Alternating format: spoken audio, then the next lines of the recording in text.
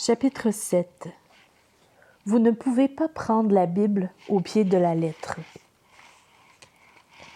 Une bonne partie de l'enseignement biblique me semble inexacte, dit Charles, un banquier d'affaires. Nous ne pouvons être sûrs que le compte-rendu des événements tel qu'il apparaît dans la Bible correspond à ce qui s'est effectivement passé. Je suis tout à fait d'accord avec toi, Charles, répondit Jacqueline, qui travaille également dans les finances. Pour moi, cependant, le plus gros problème que me pose la Bible, c'est qu'elle est dépassée sur le plan culturel. Une grande partie de son enseignement social, sur les femmes, par exemple, est rétrograde. Il est par conséquent impossible d'accepter la Bible comme l'autorité absolue que les chrétiens voient en elle. Quand j'étais à l'université, à la fin des années 60, j'ai suivi quelques cours sur la Bible en tant qu'œuvre littéraire et j'ai alors été confronté à la sagesse dominante de l'époque. Mes professeurs nous enseignaient que les évangiles du Nouveau Testament étaient en transcription de la tradition orale des différentes églises du pourtour méditerranéen. Ces communautés avaient forgé des histoires à propos de Jésus afin de répondre aux questions et aux besoins spécifiques de chaque église. Les responsables se sont assurés que le Jésus de leur récit confirmait les principes et les croyances de leur communauté. Les récits se sont ensuite transmis oralement au fil des années, évoluant à mesure qu'il s'y ajoutait diverses légendes. Finalement, longtemps après les faits, les évangiles sont apparus sous forme écrite. À ce moment-là, il était presque impossible de savoir dans quelle mesure ils retraçaient les événements historiques. Qui était alors véritablement Jésus? Les spécialistes dont je lisais les ouvrages décrivaient le Jésus authentique, historique, sous les traits d'un maître charismatique qui, en enseignant la justice et la sagesse, s'est attiré les foudres de ses opposants et avait été exécuté. Après sa mort, disait-il, différents points de vue sur sa personne avaient vu le jour parmi les partisans et différents partis s'étaient créés. Certains affirmaient qu'il était divin et était ressuscité. D'autres qu'il était un simple enseignant humain qui continuait de vivre spirituellement dans le cœur de ses disciples. Après une lutte de pouvoir le clan du Jésus divin avait gagné et avait élaboré des textes soutenant son point de vue. Il aurait alors détruit tous les textes qui montraient un Jésus d'un autre genre. Récemment, certains des textes supprimés ont été découverts. Il s'agit notamment des évangiles gnostiques de Thomas et de Judas. Tout ceci montrerait que le christianisme des premiers temps connaissait une grande diversité doctrinale. Si les origines et le développement du Nouveau Testament étaient conformes à cette façon de voir les choses, notre compréhension du contenu de la signification du christianisme s'en trouverait radicalement modifiée. Cela voudrait dire que personne ne pourrait réellement savoir ce que Jésus a dit et fait. D'autre part, la Bible ne pourrait pas être la norme qui fait autorité sur notre vie et nos croyances. Et enfin, la plupart des doctrines chrétiennes classiques, la divinité, l'expiation et la résurrection de Jésus seraient erronées, fondées sur les légendes. Quand j'étais étudiant, j'ai tout d'abord été ébranlé par cette théorie. Comme tous ces éminents savants, auraient-ils pu se tromper? Ensuite, cependant, en procédant à mes propres recherches, j'ai été surpris de constater à quel point les preuves qui étayaient ces reconstitutions historiques étaient peu nombreuses. Puis j'ai été encouragé en voyant, au cours de ces 30 dernières années, que s'émiettaient progressivement les démonstrations élaborées par les partisans de cette vision sceptique de la Bible. Même si cette vision a bénéficié de la promotion des médias populaires au moment du lancement de livres ou de films tels que le Da Vinci Code. Anne Rice fait partie de ceux qui ont été surpris de découvrir la faiblesse des arguments en faveur d'un simple Jésus historique, humain. Cette romancière est devenue célèbre après avoir écrit Entretien avec un vampire et d'autres ouvrages que l'on pourrait classer dans la catégorie épouvante et érotisme. Après avoir reçu une éducation catholique, elle a perdu la foi en poursuivant ses études dans une université laïque. Elle a épousé un athée, puis a fait fortune en écrivant des romans dont le héros, Lestat, était à la fois un vampire et une rockstar. Le monde littéraire et médiatique a éprouvé un choc lorsqu'elle, par la suite, elle a annoncé qu'elle était revenue au christianisme. Pourquoi a-t-elle fait ce choix? Dans l'épilogue de son dernier roman, Christ the Lord, Out of Egypt, elle explique qu'elle a entrepris des recherches approfondies sur le Jésus historique, en lisant les travaux des spécialistes de la question qui enseignaient dans les établissements les plus réputés. Selon leur principale thèse, les documents bibliques que nous avons ne sont pas fiables historiquement. A. Rice s'est étonné de la fragilité de leurs arguments. Certains livres n'étaient rien de plus qu'une accumulation de suppositions. Les conclusions s'appuyaient un peu ou pas de données du tout. L'ensemble des arguments en faveur d'un Jésus non divin, arrivé d'un pas hésitant à Jérusalem et crucifié pour une raison ou une autre, cette image qui avait circulé parmi les cercles libéraux que j'ai fréquentés en tant qu'athée pendant 30 ans, tous ces arguments n'étaient pas fondés. De plus, j'ai découvert dans ce domaine certains des pires et des plus tendancieux écrits de spécialistes qui m'aient jamais été donné de lire. La foi chrétienne exige une croyance en la Bible. Cela constitue une énorme pierre d'achoppement pour bon nombre de personnes. Ma première rencontre avec beaucoup de New-Yorkais avait lieu à l'Église du Rédempteur parce qu'ils avaient été invités à assister au culte. La partie centrale de chaque culte est un sermon fondé sur un texte de la Bible. Le visiteur moyen est surpris, voire choqué, de nous voir écouter les Écritures avec autant d'attention. La plupart disent savoir que la Bible comporte beaucoup de récits magnifiques et de dictons, mais ajoutent qu'aujourd'hui, vous ne pouvez pas la prendre au pied de la lettre. Ce qu'ils veulent dire, c'est que la Bible n'est pas entièrement digne de confiance parce que certaines parties, peut-être beaucoup ou la plupart, sont impossibles à croire sur le plan scientifique, peu fiables sur le plan historique et rétrogrades sur le plan culturel. Au chapitre précédent, nous avons examiné le premier point, le lien entre la science et la Bible. Voyons à présent les deux autres. Nous ne pouvons pas faire confiance à la Bible sur le plan historique. Selon une croyance largement répandue, la Bible serait une collection de légendes sans fondement historique. Un forum d'érudits dont on a beaucoup parlé, The Jesus Seminar, a déclaré que tout au plus 20% des paroles et des actes de Jésus, tels qu'ils sont rapportés dans la Bible, étaient confirmés par l'histoire. Comment répondre à cela? La vérification de l'exactitude historique de chaque partie de la Bible dépasse le cadre de ce livre. Nous allons donc plutôt nous demander si nous pouvons nous fier aux évangiles, c'est-à-dire aux récits du Nouveau Testament sur la vie de Jésus, comme à des documents conformes à l'histoire. Je parle des évangiles canoniques, c'est-à-dire Matthieu, Marc, Luc et Jean, que l'Église a très tôt déclarés authentiques et dignes de foi. Les évangiles ont été écrits tant d'années après la survenue des événements qu'il est impossible de croire à ces récits sur la vie de Jésus, entendons-nous fréquemment. Ils seraient sérieusement embellis, voire inventés de toutes pièces.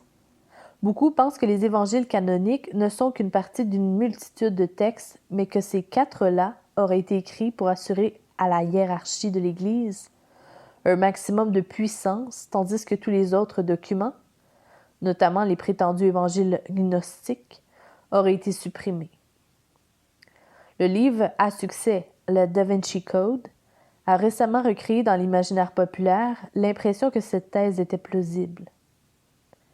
Dans ce roman, le véritable Jésus nous est présenté comme un enseignant exceptionnel, mais clairement humain. De nombreuses années après sa mort, les responsables de l'Église l'auraient transformé en Dieu ressuscité afin d'améliorer leur statut social dans l'Empire romain. Il existe cependant plusieurs bonnes raisons d'estimer que les récits des évangiles sont conformes à la réalité historique et ne sont donc pas de simples légendes. Les évangiles sont apparus beaucoup trop tôt pour être des légendes. Les évangiles canoniques ont été écrits au plus tard, entre 40 et 60 ans après la mort de Jésus. Les lettres de Paul, rédigées seulement 15 à 25 ans après cette exécution, retracent les grandes lignes de tous les événements de la vie de Jésus relatés dans les évangiles. Ses miracles, ses déclarations, sa crucifixion et sa résurrection. Cela signifie que les récits bibliques concernant Jésus circulaient alors que les centaines de témoins des événements survenus au cours de son ministère étaient encore en vie. Luc, auteur d'un évangile, affirme que son récit se base sur des dires de témoins oculaires toujours en vie.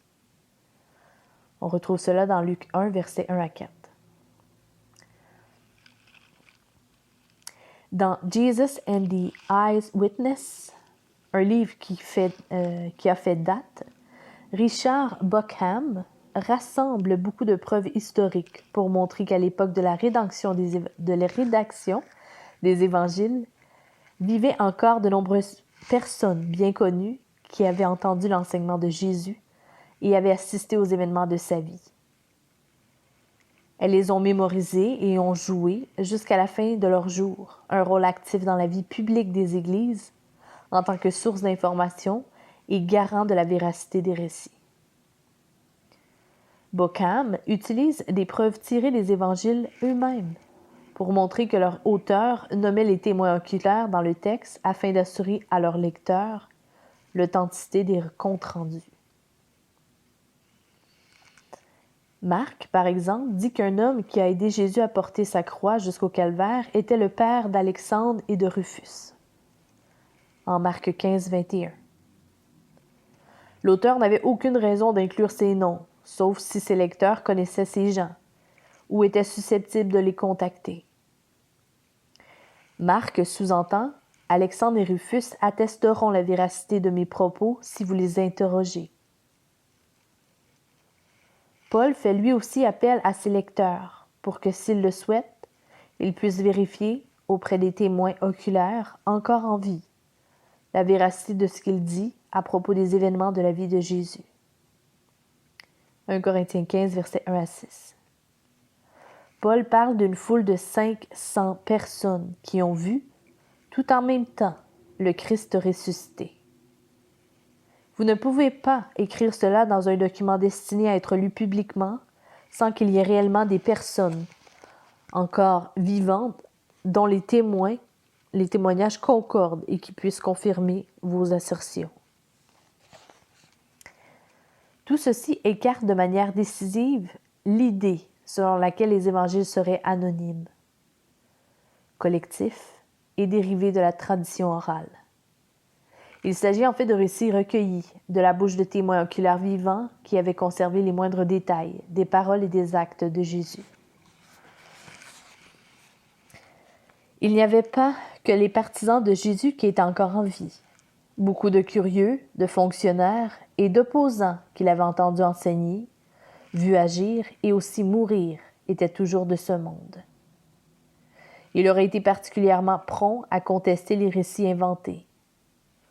Pour que le compte-rendu grandement modifié et romancé d'un événement puisse s'inscrire dans l'imaginaire collectif, il faut que les témoins oculaires, ainsi que leurs enfants et petits-enfants, soient morts depuis longtemps. Ils doivent avoir quitté la scène pour ne pas risquer de contredire ou démystifier les enjolivements et les mensonges du récit. Les évangiles ont été écrits beaucoup trop tôt pour que ceci ne se produise. Il aurait été impossible à cette nouvelle croyance de se répandre si Jésus n'avait pas dit ou n'avait pas fait ce que rapportaient les évangiles. Paul pouvait affirmer avec confiance aux fonctionnaires gouvernementaux que les événements de la vie de Jésus étaient connus de tous. Ce n'est pas un secret qu'ils, c'est-à-dire ces événements, se sont produits, dit-il au roi Agrippa en Actes 26-26. Les habitants de Jérusalem avaient été là. Ils avaient fait partie des foules qui avaient entendu et observé Jésus. Les textes du Nouveau Testament ne pouvaient pas prétendre faussement que Jésus avait été crucifié. Si des milliers de gens, toujours en vie, connaissaient la vérité. S'il n'était pas apparu après sa mort, si la tombe n'avait pas été vide, s'il n'avait pas fait les déclarations qui lui sont attribuées, contrairement aux prétentions de ces documents publics, le christianisme ne serait jamais répandu. Les auditeurs se seraient contentés de rire en entendant les récits.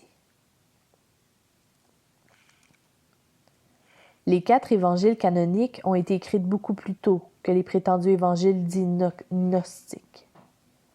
L'évangile de Thomas, le plus connu des documents gnostiques, est une traduction du syriaque.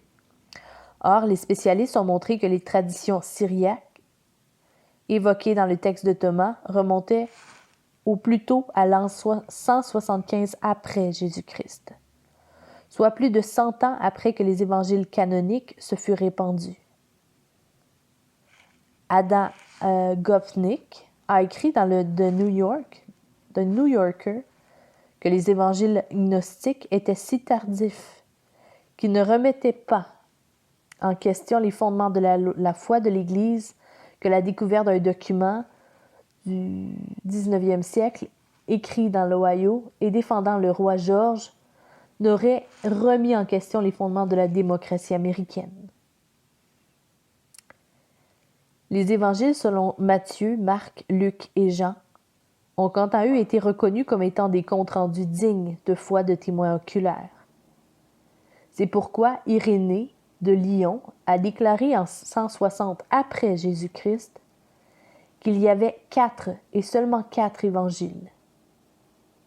L'hypothèse largement admise et défendue par le Da Vinci Code, selon laquelle l'empereur Constantin aurait fixé le canon du Nouveau Testament en écartant les évangiles gnostiques, plus anciens et supposés plus authentiques, est tout simplement fausse.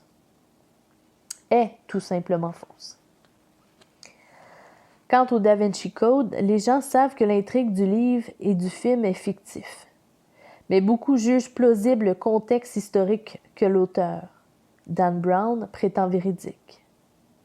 Cette œuvre littéraire et cinématographique montre Constantin, en 325, en train de décréter la divinité de Jésus et de supprimer toutes les preuves de son état de simple enseignant humain.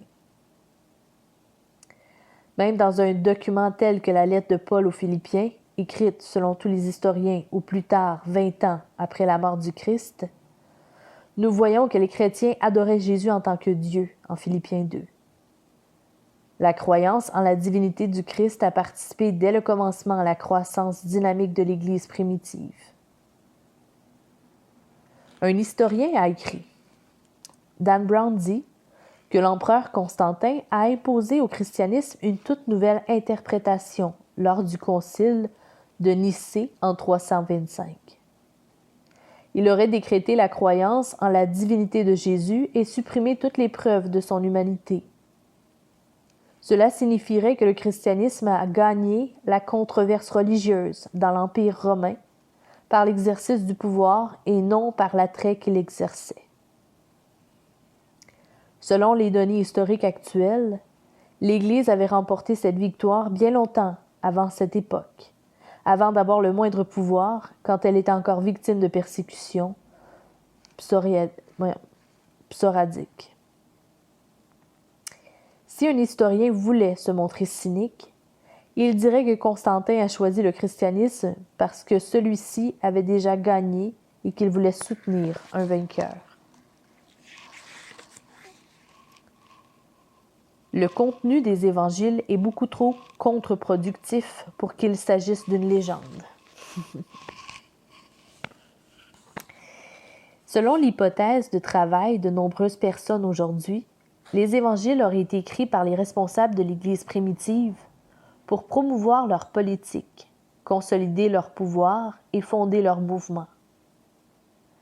Cette théorie ne s'accorde pas du tout avec ce que nous trouvons réellement dans les évangiles.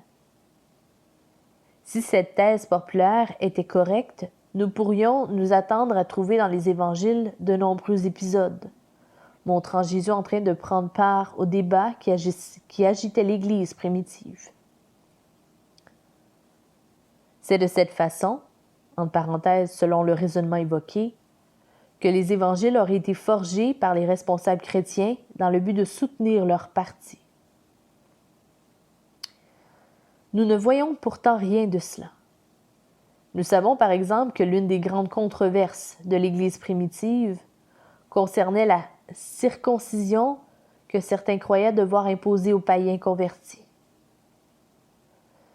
Vu l'ampleur de ce conflit, il est remarquable qu'à aucun moment les évangiles ne rapportent le moindre commentaire de Jésus sur la circoncision. La raison la plus probable du silence de Jésus sur ce sujet est le fait que l'Église primitive ne se sentait pas libre d'inventer des choses et de faire tenir au Christ des propos qu'il n'avait pas tenus. Pourquoi les responsables du mouvement chrétien des premiers temps auraient-ils échafaudé l'histoire de la crucifixion si elle n'avait pas eu lieu? Tout auditeur de l'Évangile, qu'il soit de culture grecque ou juive, aurait immédiatement suspecté de le crucifié d'être un criminel, quoi qu'il ait pu dire l'orateur. Pourquoi un chrétien aurait-il inventé l'histoire de Jésus, demanda Dieu dans le jardin de Gethsémani, s'il pouvait échapper à sa mission? Ou pourquoi créer cet épisode de la crucifixion où Jésus crie que Dieu l'a abandonné? Ces éléments n'auraient pu que scandaliser ou profondément troubler les convertis potentiels du premier siècle. Ils en auraient conclu que Jésus était faible et manquait de ses engagements vers son Dieu. Pourquoi inventer que des femmes auraient été les premiers témoins de la résurrection dans une société où leur position était si inférieure, que leur témoignage n'avait pas de valeur de preuve devant un tribunal? Il aurait été beaucoup plus logique de faire figurer des hommes piliers de la communauté comme témoins de la sortie de Jésus du tombeau. En effet, la présence de tous ces incidents montre la véracité de ces récits. D'autre part, pourquoi constamment dépeindre les apôtres, les futurs leaders de l'Église primitive, comme des êtres mesquins, jaloux, incroyablement lents d'esprit, et à la fin si lâches qu'ils ont abandonné leur maître, de manière active ou passive?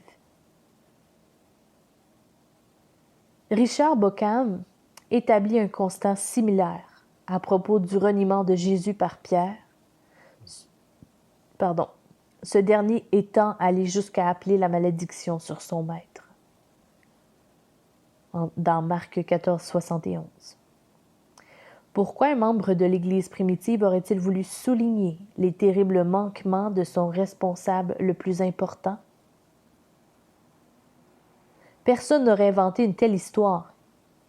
Et si elle est vraie, Bauckham estime que personne, à part Pierre lui-même, n'aurait osé la raconter sans que Pierre n'en soit à l'origine et n'aurait autorisé sa préservation et sa propagation. Là encore, la comparaison avec les évangiles gnostiques est instructive. L'évangile de Thomas et les documents similaires expriment une philosophie appelée gnosticisme. Selon cette croyance, le monde matériel est un lieu sombre, mauvais, duquel nos esprits doivent être sauvés par une illumination secrète ou un gnoste.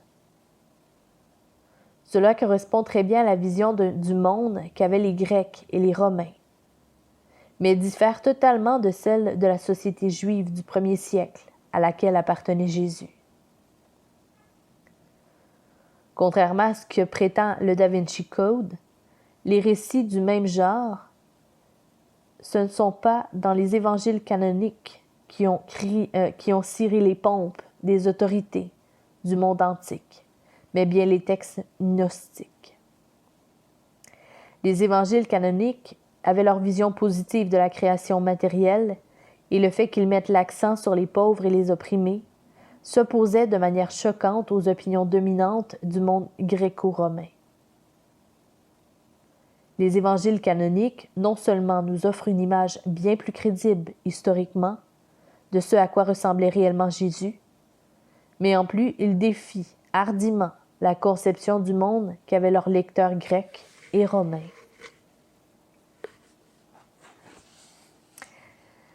La forme littéraire des évangiles est trop détaillée pour qu'il s'agisse d'une légende.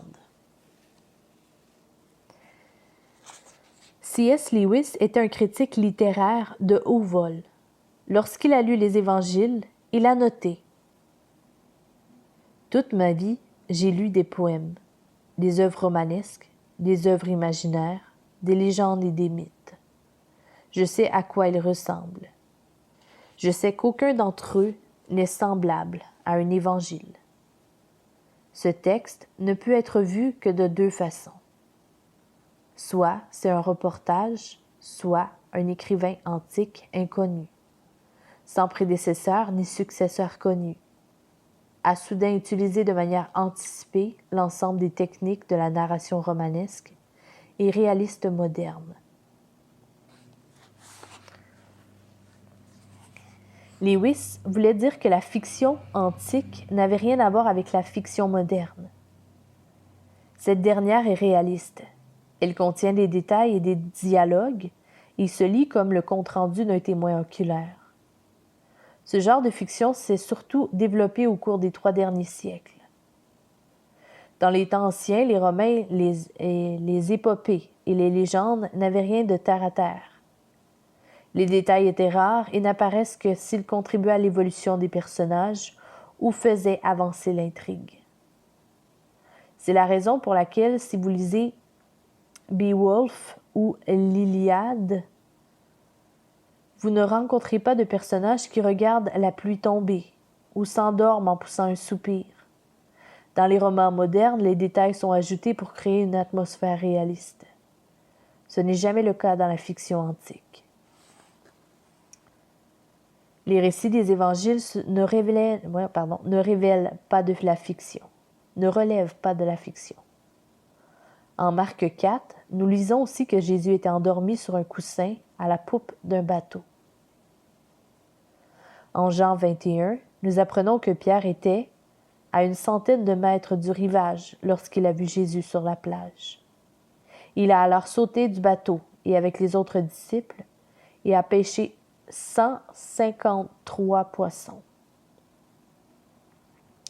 En Jean 8, alors que Jésus écoute les hommes qui se sont saisis d'une femme prise en flagrant délit d'adultère, nous voyons qu'il se met à gribouiller dans la poussière. Nulle part il ne nous est dit ce qu'il a écrit ou pourquoi il l'a fait. Aucun de ces détails n'était utile à l'intrigue ou à l'évolution des personnages.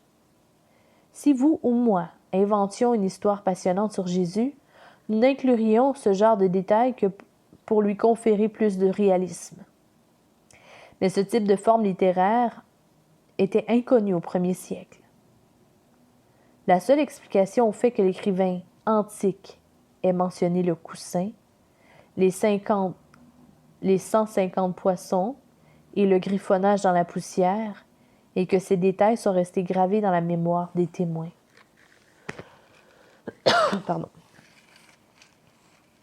Richard Bauckham a rassemblé de nombreuses études menées par les psychologues sur les signes distinctifs des souvenirs.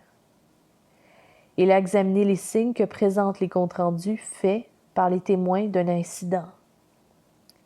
Il a ensuite cherché à quoi ils diffèrent des récits hypothétiques ou imaginaires ou des reconstitutions historiques composites.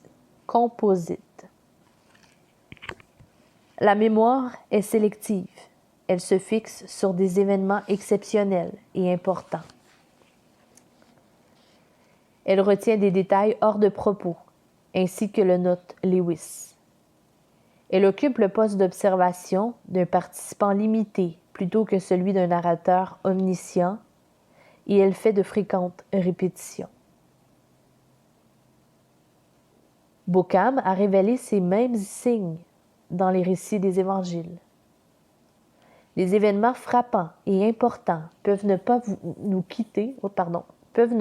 quitter pendant des décennies s'ils sont dits et redits. Tenez compte du fait que les disciples du monde antique étaient censés mémoriser les enseignements de leur maître et que bon nombre des déclarations de Jésus se présentaient sous une forme conçue pour la mémorisation, et vous aurez alors toutes les raisons de croire à la véracité de ces récits.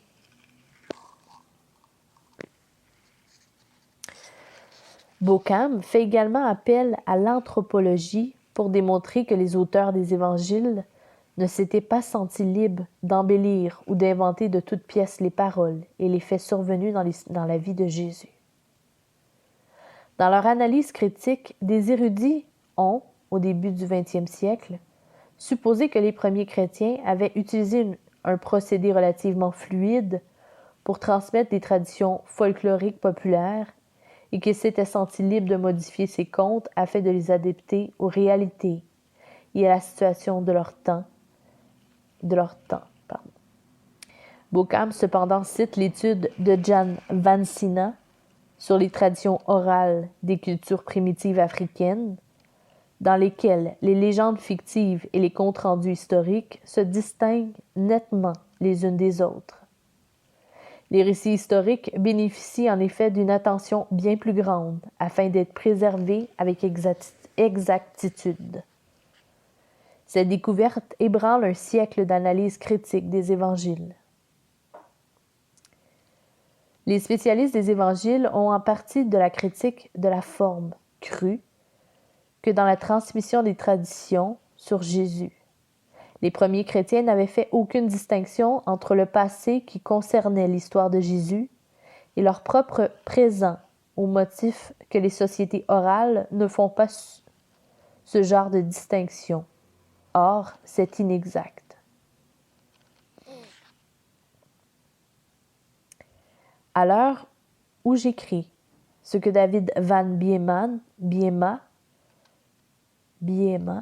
de Times Magazine a appelé le révolutionnisme biblique, semble se déverser à flot dans la mouvance de Dan Brown et de son Da Vinci Code.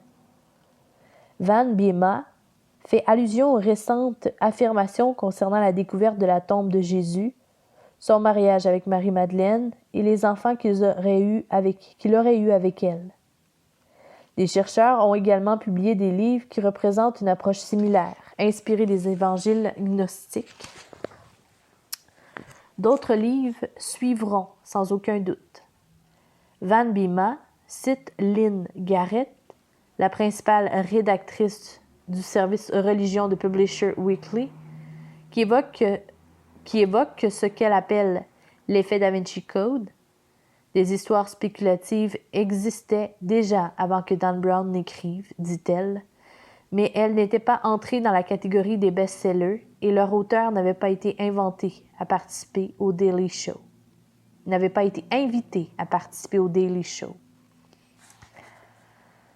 Tous ces récits révolutionnistes ignorent complètement le volume croissant d'études minutieuses qui montrent qu'un nombre considérable de témoins de la vie de Jésus ont vécu encore pendant des années après sa mort.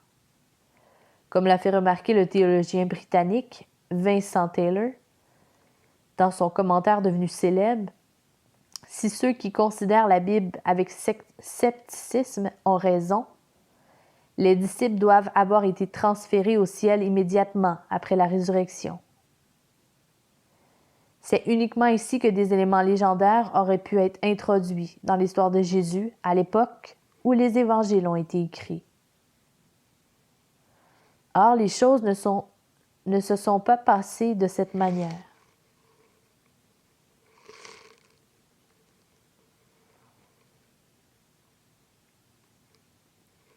Comble de l'ironie, au moment même où les médias populaires font la promotion des récits du siècle passé sur la vie de Jésus, se fondant sur des travaux empreints d'un immense scepticisme à l'égard de la Bible, les fondements de ces travaux s'érodent à toute vitesse.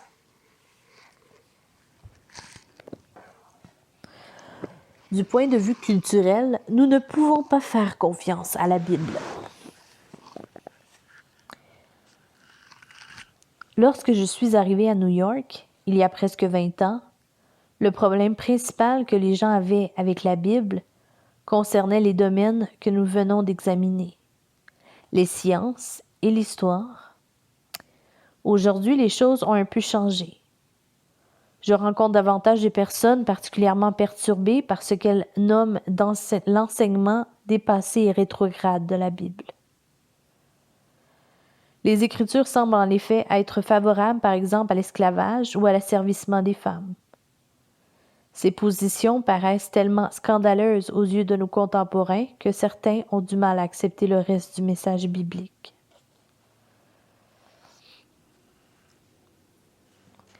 À l'époque où l'Église du Rédempteur a été fondée, j'ai passé beaucoup de temps avec des gens qui lisaient la Bible pour la première fois. Je devais donc constamment réagir face à des personnes qui s'étouffaient à la lecture d'un verset particulièrement indigeste. Je me souviens d'un jeune artiste, tout de noir vêtu, qui s'était approché de moi après le culte. Il venait de découvrir le verset « Vous, esclaves, obéissez à vos maîtres ». Éphésiens 6, 5 et suivant. Et il était au bord de l'apoplexie. Voici comment je lui ai conseillé, et conseille toujours, de procéder face à un passage biblique qui paraît insupportable ou choquant. Beaucoup de gens ont une réaction viscérale de rejet qui les pousse à s'enfuir loin de la Bible lorsqu'ils lisent un texte de ce genre. Je leur conseille de ralentir au contraire et de regarder les questions qui les troublent sous différents angles. De cette manière, ils pourront continuer à lire, à apprendre et à tirer profit de la Bible, même s'ils se débattent encore avec certaines de ces idées. Je les incite notamment à considérer la possibilité que le passage qui les préoccupe ne leur enseigne pas ce qu'il paraît enseigner. De nombreux textes jugés choquants peuvent être expliqués à l'aide d'un commentaire convenable qui replace la question dans son contexte historique. Prenez la phrase « Esclaves, obéissez à vos maîtres ». Le lecteur contemporain moyen pense immédiatement et de façon compréhensible au commencement des esclaves africains pratiqués au XVIIIe et XIXe siècle, ou la traite des êtres humains et l'esclavage sexuel qui existe aujourd'hui en de nombreux endroits. Ils en concluent donc que la Bible estime ce genre d'esclavage acceptable, voire souhaitable. Il s'agit d'un cas classique d'ignorance de la distance culturelle et historique qui nous sépare de l'auteur et des lecteurs du texte d'origine. Au 1er siècle, dans l'Empire romain, à l'époque du Nouveau Testament, le Nouveau Testament a été écrit. Il n'y a pas grande différence entre l'esclave et la personne libre ordinaire. Les esclaves ne se distinguaient pas des autres par la race, le langage ou les vêtements. Ils vivaient et avaient l'apparence de presque tout le monde. Aucun type de ségrégation ne leur était appliqué. Du point de vue financier, les esclaves recevaient le même salaire que les ouvriers libres et n'étaient donc pas pauvres en général. De plus, ils pouvaient économiser suffisamment d'argent pour acheter leur liberté. Enfin, et c'est le plus important, très peu d'esclaves l'étaient à vie. La majeure partie d'entre eux pouvaient raisonnablement espérer être émancipés au bout de 10 ou 15 ans, ou au plus tard à l'approche de la quarantaine. À l'inverse, l'esclavage du Nouveau Monde est systématiquement beaucoup plus brutal. C'était un esclavage de possession, dans lequel la personne tout entière était la propriété de son maître. Elle pouvait être violée, mutilée, tuée selon le bon plaisir de son possesseur. Avec l'ancien système de sevrage, seule la productivité des esclaves, leur temps et leurs compétences appartenaient au maître, et ce, de façon temporaire uniquement. L'esclavage des Africains était en revanche fondé sur la race et son mode de fonctionnement par défaut.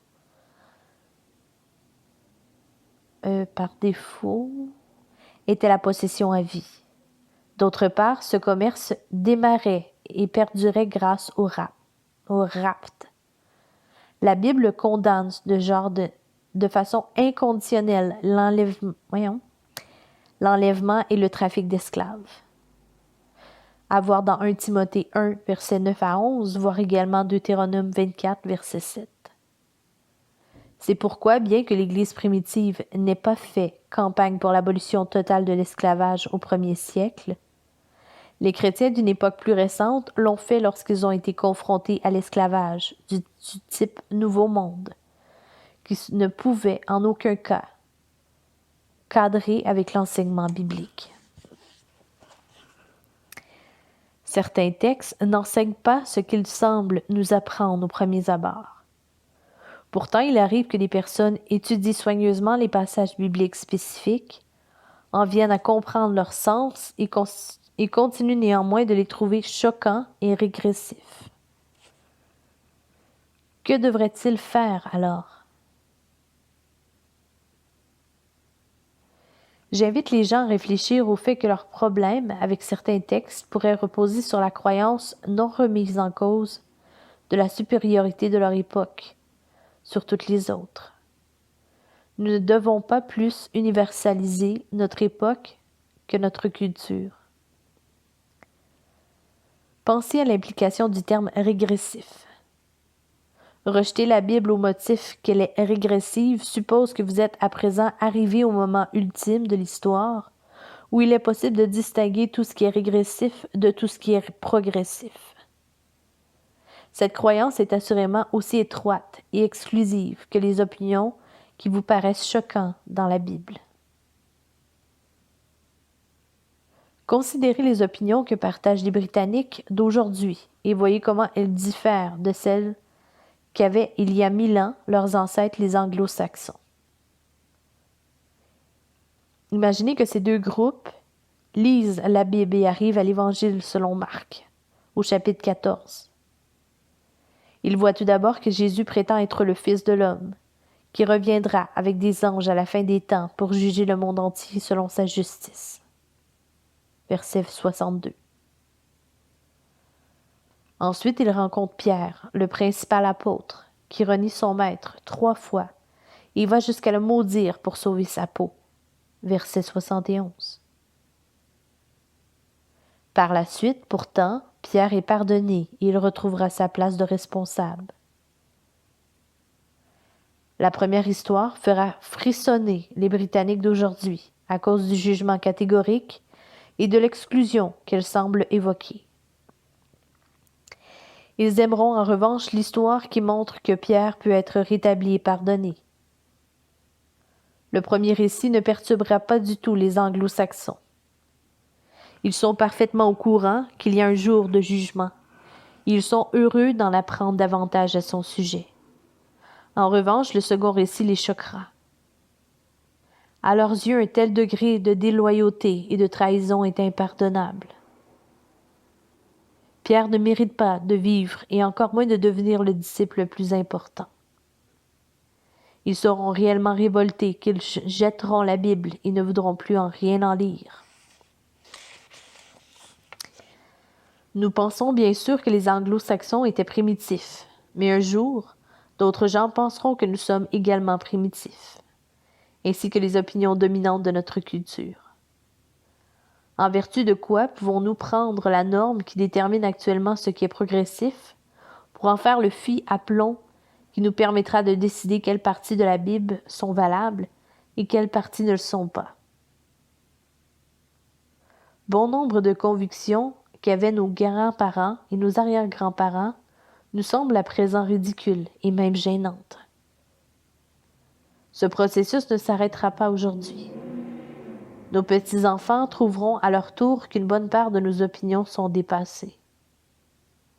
Ne serait-il pas tragique de jeter la Bible à cause d'une croyance qui paraîtra bientôt peu convaincante ou fausse? Vous tenir à l'écart du christianisme parce qu'une partie de l'enseignement de la Bible vous choque suppose que s'il existe un Dieu, il ne devrait pas avoir le point de vue qui vous perturbe. Cette croyance vous paraît-elle logique? J'ai encore un conseil à donner aux gens qui sont aux prises avec quelques-uns des enseignements de la Bible. Nous devons nous assurer que nous faisons bien la distinction entre le message et les thèmes importants de la Bible et ses enseignements moins primordiaux. La Bible parle de la personne et de l'œuvre du Christ, et également de la façon dont les veuves doivent être considérées dans l'Église. Le premier de ces sujets est beaucoup plus fondamental que le second. Sans lui, les enseignements secondaires n'ont aucun sens. Nous devons par conséquent prendre les doctrines de la Bible dans le bon ordre.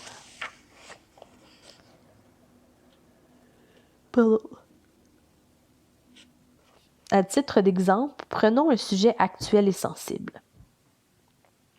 Si vous dites « Je ne peux pas accepter ce que la Bible déclare sur le rôle des hommes et des femmes », vous devez garder à l'esprit que les chrétiens eux-mêmes ne sont pas d'accord entre eux sur le sens de certains textes, comme d'ailleurs sur de nombreux autres sujets.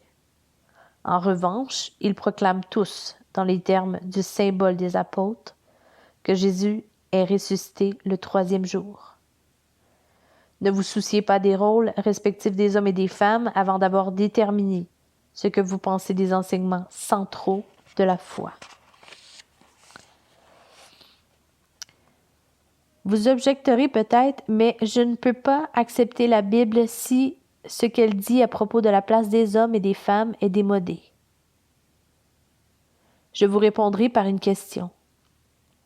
Êtes-vous en train de dire que parce que vous n'aimez pas ce que la Bible dit à propos du sexe, Jésus ne peut pas être ressuscité? Je suis sûre que vous ne soutiendrez pas quelque chose d'aussi illogique.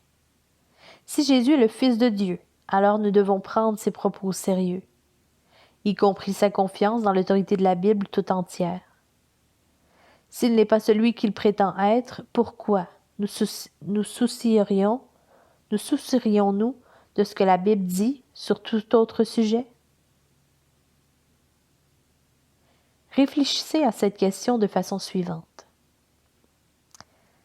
Si vous plongez dans la partie peu profonde de l'étang biblique, là où se trouvent beaucoup de controverses quant à l'interprétation à donner au texte, vous risquez de vous écorcher. Mais si vous plongez au centre de l'étang, où il y a un consensus à propos de la divinité du Christ, de sa mort et de sa résurrection, vous serez sains et saufs. Il est donc important de s'intéresser aux affirmations essentielles de la Bible, relatives à l'identité de Jésus, à sa résurrection, avant de vouloir la jeter à cause de ses enseignements moins centraux et plus sujets à la controverse.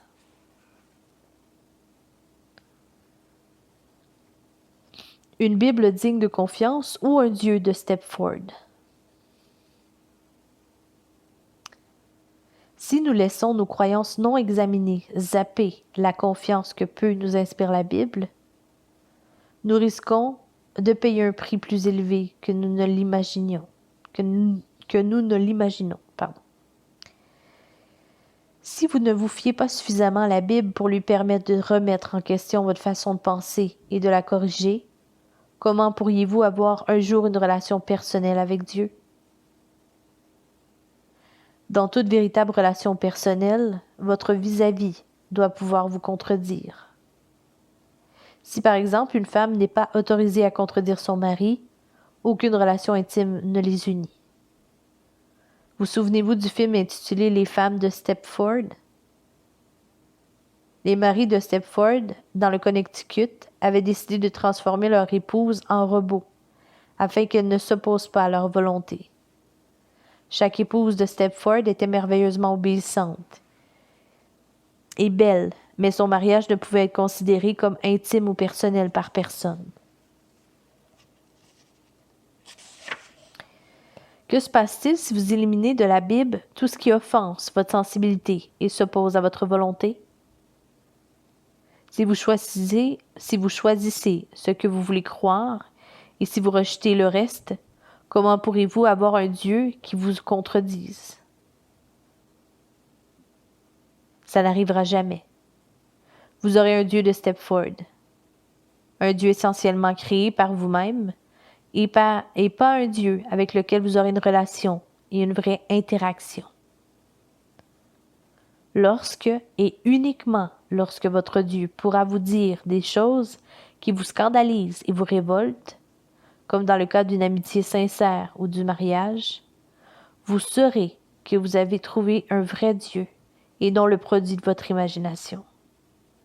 C'est pourquoi une Bible autoritaire n'est pas l'ennemi d'une relation personnelle avec Dieu. C'est au contraire la condition requise pour ce que celle-ci puisse exister.